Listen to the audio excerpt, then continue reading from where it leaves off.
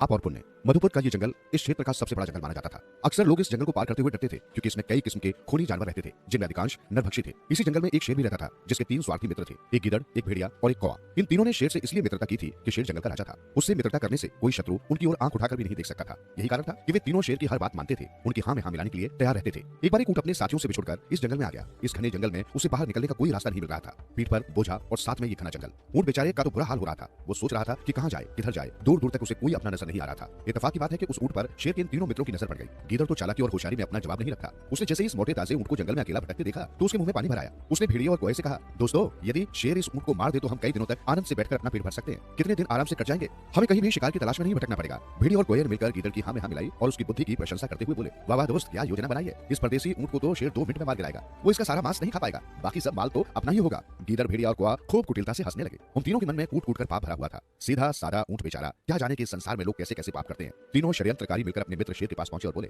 आज हम आपके लिए एक शुभ समाचार लेकर आए हैं। क्या समाचार है मित्रों, शीघ्र मुझे बताओ। महाराज, हमारे जंगल में एक बहुत बड़ा ऊंट आया हुआ है। शायद वो काफिले से बिछुड़ गया है और अपने साथियों के बिना भटकता फिर रहा है। यदि आप उसका शिकार कर लें तो आनंद आ जाए। क्या मांस है उसके शरीर पर, मांस से भरा पड़ा है उसका शरीर। देखा जाए तो अपने जंगल में मांस से भरे शरीर वाले जानवर है ही कहां। केवल हाथियों के शरीर ही मांस से भरे रहते हैं। मगर हाथी अकेले आते कहां हैं। जब भी आते हैं झुंड के झुंड। उन्हें मारना कोई सरल बात नहीं। शेर ने उन तीनों की बातें सुनी, फिर अपनी मूंछों को हिलाते हुए बुर्राया, ओ मूर्खों, क्या तुम ये नहीं जानते कि हम इस जंगल के राजा हैं। राजा का धर्म है न्याय करना, पाप और पुण्य के दोषों तथा गुणों का विचार करके पापी को सजा देना, पूरी प्रजा को सम्मान की दृष्टि से देखना। मैं भला अपने राज्य में आए उस ऊंट की हत्या कैसे कर सकता हूँ। घर आए किसी भी मेहमान की हत्या करना पाप है, इसलिए तुम जाकर इस मेहमान को सम्मान के साथ हमारे पास लाओ। शेर की बात सुनकर उन तीनों को बहुत दुख हुआ। उन तीनों ने भविष्य के इतने सपने देखे थे, खाने का कई दिन का प्रबंध, ऊंट का मांस, सब कुछ शेर ने चौपट कर दिया था। ये कैसा मित्र था जो पाप और पुण्य के चक्कर में पड़कर मित्रता को भूल गया। वे मजबूर थे क्योंकि उन्हें पता था कि शेर की दोस्ती छोड़ते ही उन्हें कोई नहीं पूछेगा, मरते क्या न करते वाली बात थी। अब तीनों मिलकर उस भटकते हुए ऊंट के पास पहुंचे और उसे अपने मित्र तथा जंगल के राजा की ओर से मित्रता का संदेश देते हुए कहा कि हमारे राजा ने आपको बुलाया है। आज रात आप हमारे राजा के घर ही भोजन करेंगे। ऊंट तो बेचारा इस जंगल में कब का भटक रहा था। थकान के कारण उसका बुरा हाल हो रहा था। जैसे ही उसने ये सुना कि शेर ने उसे अपने घर पर बुलाया है तो वो डर के मारे कांप उठा, क्योंकि उसे पता था कि शेर मांसाहारी जानवर है और जंगल का राजा भी। उसके सामने जाकर तो कोई भी नहीं बच सकता। उसकी आंखों में मौत के साए थिरकने लगे। मौत उसके चारों ओर नाच रही थी। शेर की बात न मानना भी मौत है, मानने में भी मौत का डर है। यदि इन दोनों से बच निकलने में वो सफल हो गया तो इस जंगल में ही भटकता फिरेगा और कोई भी जंगली जानवर उसे मारकर खा जाएगा। इसलिए उसने निर्णय कर लिया कि वो शेर के निमंत्रण को स्वीकार कर लेगा। आगे जो होगा देखा जाएगा। मन ही मन में ये सब सोचता हुआ ऊंट शेर के पास पहुंच गया। उसका मन अब भी अंदर से डरा हुआ था। वो बार बार सोच रहा था कि कहां वो खूनी और जंगल का राजा शेर और कहां मैं ऊंट। शेर ने घर आए मेहमान का मित्र की भांति स्वागत किया तो ऊंट का भी भय जाता रहा और उसने अपनी शरण में पनाह देने का उसे बहुत बहुत धन्यवाद दिया।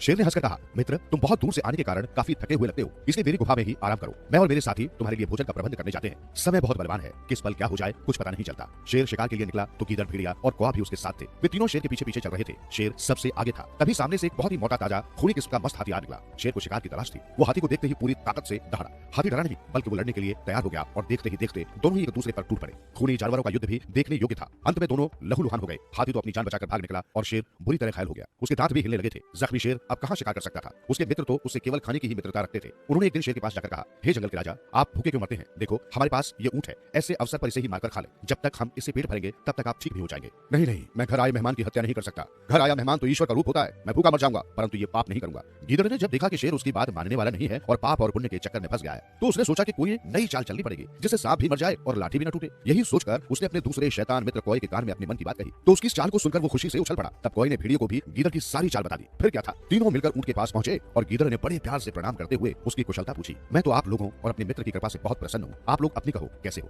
भाई हमारा हाल मत पूछो, हम तो बहुत बड़ी मुसीबत में फंसे हुए हैं। हमारा जीना ही कठिन हो रहा है। शायद 1-2 दिन में ही हम और हमारा राजा शेर हम सब मर जाएंगे। क्यों, ऐसी कौन सी बात हो गई कि तुम सबके सब मर जाओगे। नहीं नहीं मित्र, ऐसा नहीं होगा। मैंने आपका नमक खाया है। मैं शेर को बचाने के लिए हर कुर्बानी देने को तैयार हूँ। देखो मित्र, शेर जख्मी भी है और भूखा भी। तुम तो जानते हो कि मांस के बिना उसका पेट नहीं भरेगा। वो तुम्हें इसलिए नहीं मारेगा क्योंकि तुम उसके मेहमान हो। हाँ, यदि तुम स्वयं शेर के पास जाकर ये कह दो कि मैं खुशी से अपने आप को तुम्हारे हवाले करता हूँ, ऐसे अवसर पर दोस्त ही दोस्त के काम आता है, तो शेर शायद मान जाए। लेकिन एक शर्त ये भी है, क्या तुमसे पहले हम शेर को ये कहेंगे कि वो हमें खाकर अपना पेट भर ले। यदि शेर इस बात को मान गया तुम्हें कुछ कहने की जरूरत नहीं पड़ेगी, तुम्हारी जान बच जाएगी। फिर हमारे बाद तुम शेर की सेवा करोगे। बोलो ये शर्त मंजूर है। हाँ दोस्तों, मुझे मंजूर है। मैं अपने मित्रों के साथ हूँ, उनकी हर बात मानने को तैयार हूँ। तुम लोगों ने ही तो मुझे सहारा देकर मेरी जान बचाई है। अब यदि मैं इस जान को अपने मित्र पर कुर्बान कर दूं तो मुझे इसका कोई दुख नहीं होगा। ऊंट की ये बात सुनकर तीनों बहुत खुश हुए। गिदड़ ने भेड़िए को आंख से इशारा करके धीरे से कहा, फंस गया मूर्ख। अब चारों इकट्ठे होकर जख्मी शेर के पास पहुंचे। शेर बेचारा गुफा के अंदर भूखा प्यासा पड़ा था। शरीर पर इतने घाव थे कि दर्द के मारे उसका बुरा हाल हो रहा था। आओ मेरे मित्रों आओ, पहले ये बताओ कि हमारे भोजन का कोई प्रबंध हुआ या नहीं। नहीं महाराज, हमें इस बात का बहुत दुख है कि हम सब मिलकर भी आपके खाने का प्रबंध नहीं कर सके, लेकिन अब हम आपको भूखा भी नहीं मरने देंगे। कौवे ने आगे बढ़कर कहा, लेकिन ये कैसे संभव हो सकता है। शेर ने कौवे की ओर देखकर पूछा, महाराज आप मुझे खाकर अपनी भूख मिटा ले। इससे अच्छी बात और क्या होगी कि मेरा ये तुच्छ शरीर आपके किसी काम आ जाए। कौवे की बात सुनकर गिदड़ ने भी जोश में आकर कहा, अरे जरा से कौवे पीछे हट। तेरे को खा लेने से क्या हमारे महाराज का पेट भरेगा। नहीं, ये संभव नहीं। मैं तुम्हें अपनी आंखों के सामने मरते भी नहीं देख सकता। अच्छा तो यही होगा, हमारे महाराज तुम्हें खाकर अपना पेट भर ले, मेरा क्या है। गीदड़ की बात सुनकर भेड़िया अपने स्थान से उठकर आगे आया और बोला, भैया गीदड़, तुम्हारे शरीर पर भी इतना मांस कहाँ है जो हमारे महाराज का पेट भर जाए। वो चाहे तो मुझे पहले खाएं, हमारे लिए उन्होंने सदा शिकार किया है, आज पहली बार। ये सब देखकर ऊंट ने भी सोचा कि मुझे भी अपने कर्तव्य का पालन करना चाहिए। शेर नेक दिल है, वो भला घर आए मेहमान का क्या वध करेगा, और यदि उसके उपकार के बदले मैं उसके किसी काम आ पाऊं तो मुझे खुशी ही होगी। ये सोचकर इन सबसे आगे आकर ऊंट ने कहा, अरे तुम लोगों के मांस से महाराज का पेट भरने वाला नहीं, आखिर महाराज ने मुझ पर भी तो एहसान किया है। यदि तुम अपने इस मित्र के लिए कुर्बानी देने को तैयार हो तो मैं भी तुमसे पहले इनसे यही कहूंगा कि ये मेरे शरीर के मांस से अपना पेट भर ले। वाह वाह मित्र हो तो ऐसा, सच्चा मित्र उसे ही कहते हैं जो मुसीबत में मित्र के काम आए। गीदड़ ने कहा। शेर ने बड़ी कठिनाई से उठते हुए ऊंट की हत्या करके पहले तो अपना पेट भरा, जो मांस बाकी बचा था उससे कई दिनों तक तीनों चालबाज मित्र अपना पेट भरते रहे। इस कहानी से हमें ये शिक्षा मिलती है कि हमें किसी की चिकनी चुपड़ी बातों में आकर भावुक नहीं होना चाहिए, बल्कि पहले अपने जीवन के बारे में सोचना चाहिए। गीदड़ की भांति ही चालबाज मित्र अक्सर मिल जाते हैं, जो मन के तो खोटे होते हैं और जुबान के बहुत मीठे। ऐसे दोस्तों की बातों में न आकर पहले सत्य की गहराई में जाकर देखो, सोचो समझो। जीवन हंसी खेल भी नहीं जिसे भावुकता की बेदी पर कुर्बान कर दिया जाए।